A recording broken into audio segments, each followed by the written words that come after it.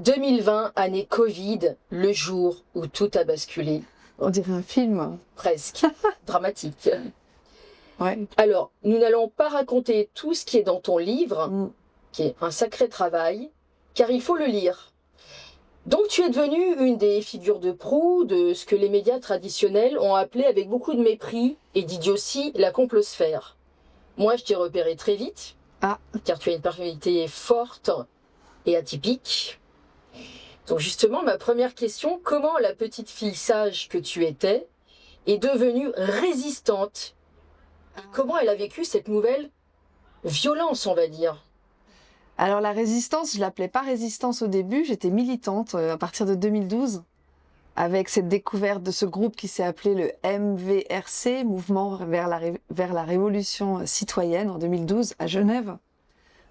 Et c'est au fil du fil de la pelote qui se déroulait que j'ai compris pas mal de choses dans les mécanismes de corruption genevoise, suisse et internationale.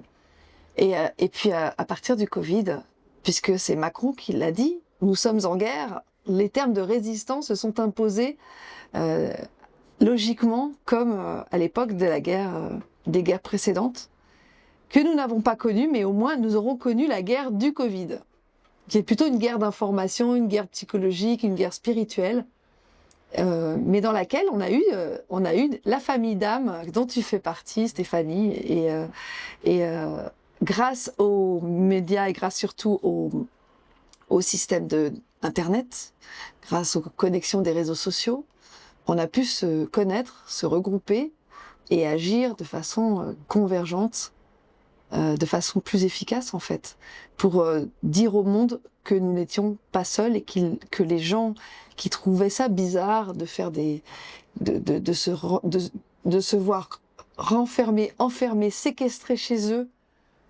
pour une histoire de maladie qui ne faisait presque pas de mort, c'était un peu spécial. Et ces gens-là se croyaient isolés, on me l'a dit souvent. Je me croyais seule et grâce à vous, j'ai su qu'on n'était pas seul. Et c'est ça qui a donné le moral aux troupes et la force de continuer à vivre déjà et puis ensuite à dénoncer. Voilà comment ça s'est passé en gros.